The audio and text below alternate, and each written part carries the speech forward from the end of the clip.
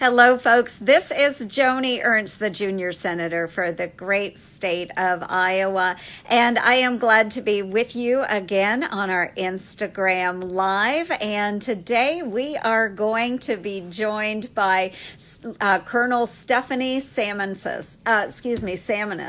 And we are going to bring her on right now. And Colonel Samenus will be able to over what she does in the Iowa National Guard. So, Stephanie, do we have you out there? We do.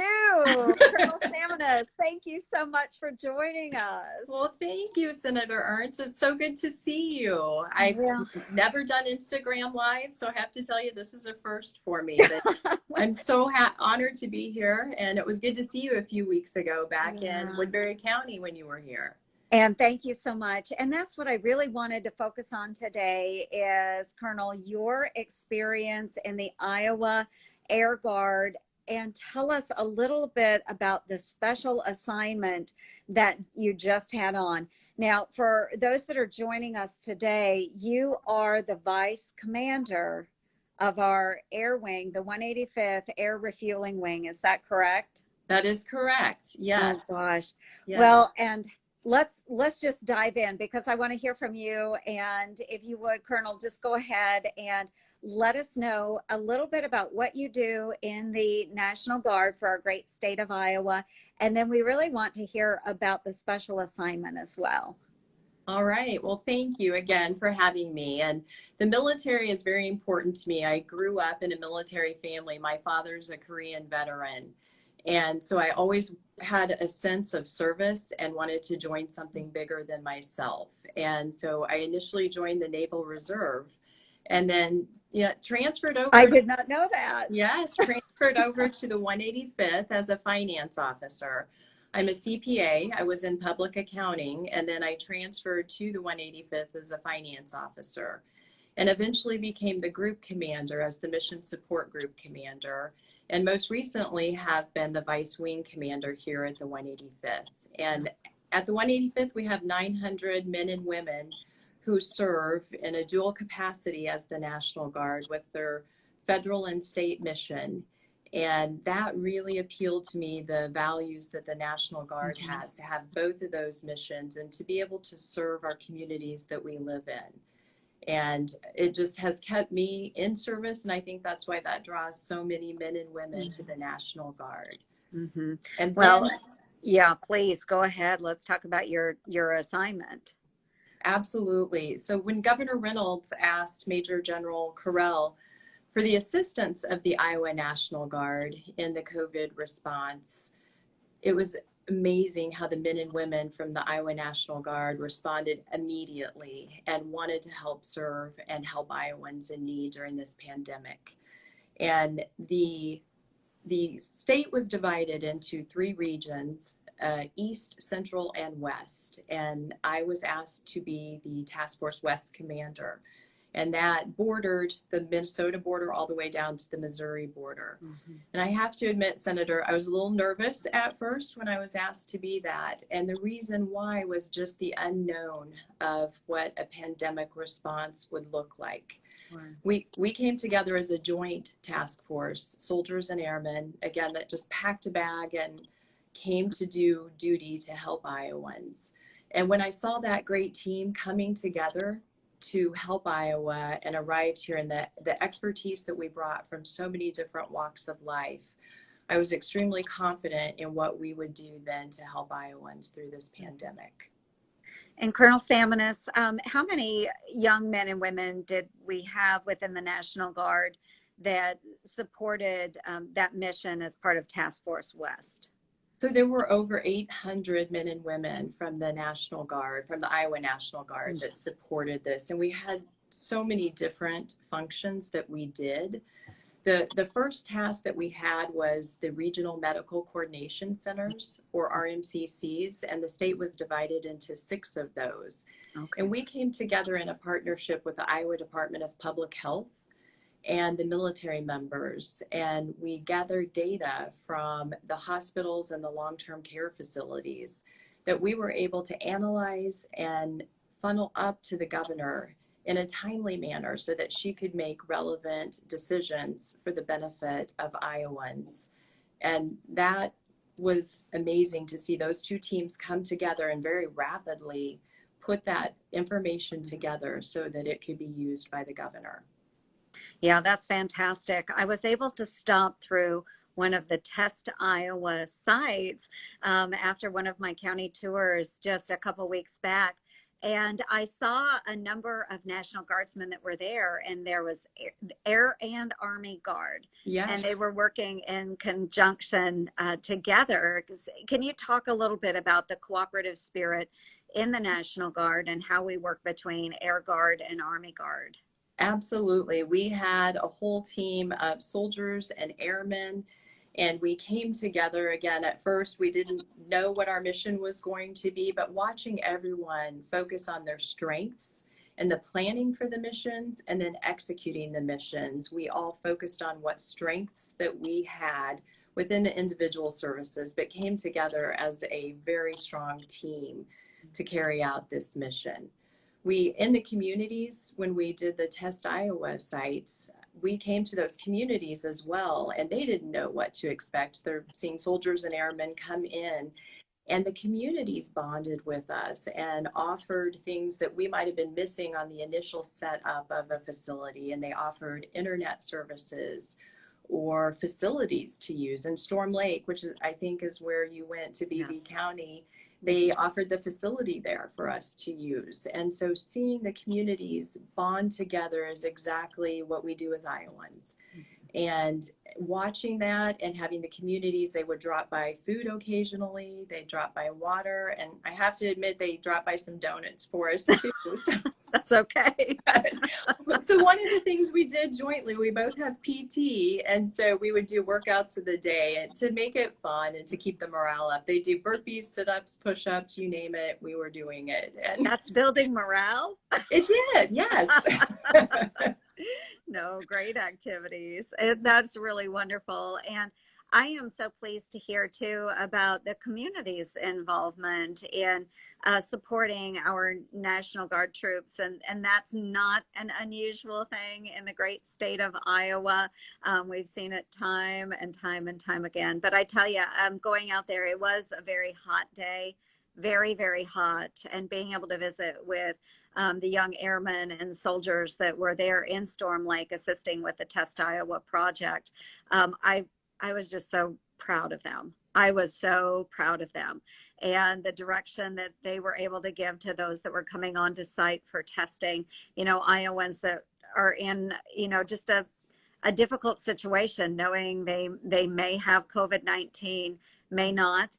But the way the National Guardsmen were handling those situations, just with complete dignity and respect of those individuals coming onto the site, I just was very proud of them. So thank you for setting such a strong standard, and they truly were emulating that. So thank you. Well, thank you, Senator. I feel the same way, and I think that's why we wear the uniform. We want to serve in our communities. We want to make a difference here.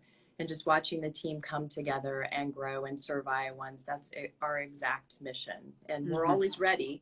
We don't know sometimes what that mission is going to be, but watching them come. And the Army Guard is preparing for an upcoming deployment as well. So some of these soldiers actually sacrificed more time away from their families prior to deployment. But I couldn't have been prouder to have been the task force commander for the West. Yeah, and that is fantastic. And we know how important this is.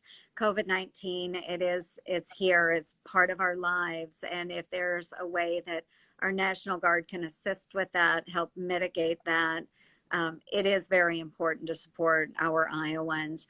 Now, I served as a former logistics battalion commander within the Iowa Army National Guard, and we also had different logistical missions going on as well. Can you tell us a little bit about some of the missions that were ongoing just in delivering supplies and so forth? Yes, absolutely. We had PPE deliveries to every county in Iowa. We also did Test Iowa sites at individual businesses and long-term care facilities. We also had the Army Guard took completed test kits from some of the sites. They flew them back to the state hygienic lab. So there was so much going on in these 4 months. It was just truly amazing, again, to see what the men and the women did. One of these missions that I recall was, it was back in the early days in April when we were doing this. We got a mission late in the day that Sioux City Hospital was in need of ventilators. And so watching the team come together to get the ventilators from Task Force Central, meet at the meeting point, get the ventilators, and deliver them by 10 o'clock that night so that Iowans in need could have help that they needed. And our guardsmen did not flinch one bit to carry out this mission. They used their training and everything that they knew to help Iowans in need. So it was, again, just very rewarding to see all of these missions that we came together to do. And I was involved in the 2008 and the 2011 state response to the flooding. But this was just different, and, you know, just commending all of the soldiers and airmen that came together, not really knowing what a pandemic response would be, but they came in regardless to help Iowans. Right, exactly, Colonel Samenus. I was involved in those same flood events, and where we saw the devastation in eastern Iowa during 2008, and then in western Iowa in 2011. And that's what our guardsmen are so good at, is understanding the situations on the ground and setting those missions, and understanding we're doing this for our citizens, our state's great citizens, and the pride that comes with those actions is rewarding. Pretty rewarding to see those men and women out there taking care of others. And that's very much what we've been taught and geared to do in the National Guard. And so I thank you so much for your leadership in so many different ways through our great National Guard. And maybe for those that are out there thinking about the Guard and different opportunities that exist. And you caught me off guard. I did not know that you came out of the Navy. I didn't know that. But I guess with service in general, but more specifically with our Iowa National Guard, if you could explain some of the opportunities that you've had along the way as well, just coming up from being a young officer to one of our most senior female officers in the Iowa Guard.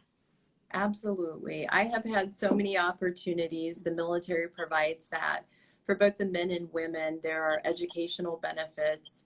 And so I had a college degree, I obtained my CPA, and I was able to get a commission in the Naval Reserve and then transferred to the Iowa Air National Guard. But I've had the opportunity to serve at a national level as well. I've hosted the Squadron Commanders course for 4 years in Washington, D.C. as a collateral duty. And Senator, I want to thank you at this point for what you did as well with that course, coming to help educate future leaders, squadron commanders. That is so important, and that's part of what we do now, is helping to build the bench behind us. And so thank you so much for doing that for the Squadron Commanders course. So I've had the opportunity to do that at a national level, and I was able to go to Puerto Rico and help with a Guard assist team to help them after their hurricanes and their mishap that they had with their aircraft. And currently serving as the Vice Wing Commander, and again, over 900 men and women here that continue to do the great mission of the 185th Air Refueling Wing. So it is something, I know your daughter's in the military at West Point, and my daughter joined as well, and she is now completing her government intelligence school and will do her education. And so there are so many opportunities, whether you want to go to college or if you want to do a technical trade. We have all of those opportunities here available for men and women of our great state of Iowa.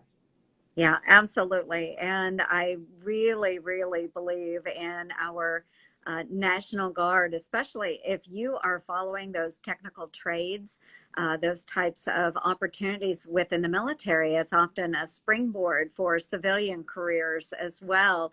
And when I served in the Aviation Support Battalion, of course, we had a company of maintainers that worked on helicopters. And as now that I'm a United States Senator, hearing from various defense companies and so on, just how invaluable those young men and women are. They often will steal, our folks away to work for I their do. private companies, but they're Yes. still able to do their duties on the weekend as well for our National Guard. But really, if you're looking for an opportunity, our Guard has really stepped up and provided opportunity for so many Iowans. And I learned so much from my time in the Guard, both in various technical skills, whether it was logistics, transportation, engineering. Actually, I started as an Army engineer. I did know And that. yeah, just rolling through the branches. So, but I started as an engineer and then picked up additional skills all along the way, which has been very beneficial, I think, for me in working with so many others on really important issues for our great United States. But what is the best advice that you would give for a young man or woman that is thinking, just scratching the surface maybe about joining our National Guard? I would advise them to absolutely go to a unit and talk to the recruiters and find out that basic information, but then as well talk to some unit members. Those are the people that can give you some advice about what they know. They've been there and done that. And so we try to have people go with our recruiters to events, as the Army does, that maybe aren't recruiters, but they're there to talk about what their trade is. We, like you said, our communications area suffers a lot, that we tend to give them wonderful training, and then it's a good partnership for the civilian employers. They tend to take them away, but we retain them on the military side. So it's a win-win. But so for some of those, especially high school age, that might not know what they want to do next, I would say both the recruiters and the people that are in the unit are your best source of advice, for what career you have. Because I think a lot of times people see the Army and Air and they have preconceived ideas of what we do. They don't realize, for instance, at an Air National Guard base, we have public affairs, we have personnel, we have finance. There's more than flying a plane. And that's important too. And we need pilots, but we always say we have 99 different career fields here at the 185th. And as in the Army, all the career fields that you did, there are so many opportunities for people, and they need to realize what's out there. And then the benefit to serve something bigger than yourself is what I tried to sell. The education benefits are wonderful, and we always thank the state of Iowa for the wonderful education benefits that we get. But the service before self is something that appealed to me, and I think that's why so many of our unit members continue to serve today. Mm-hmm. Absolutely. I agree 100%. I know that, when I was a young company commander and we were getting ready to push out for Operation Iraqi Freedom, there were so many that really knew that this would be a difficult deployment. They just knew that, but they were so devoted to our country and ensuring that we're upholding those values and those freedoms, and hopefully providing opportunity for others in other nations. And so that is greatly appealing to so many people. And for me, one of the motivating factors was just, again, upholding our wonderful country and every opportunity that this country has provided to me and to my family and those that I care about. So it really is a wonderful opportunity. I truly enjoyed it, being part of that team and being part of a team that's working together for a common goal. It truly is amazing. And I know you Thank feel you for that your same way. service. I do. Thank you for your service. Yeah, I appreciate it. And Colonel Samenus, if you could just give a couple closing remarks. Again, just thank you so much for being such an outstanding leader for all of us. But just a few closing remarks for those that have joined us today on the Instagram Live and about service, about leadership.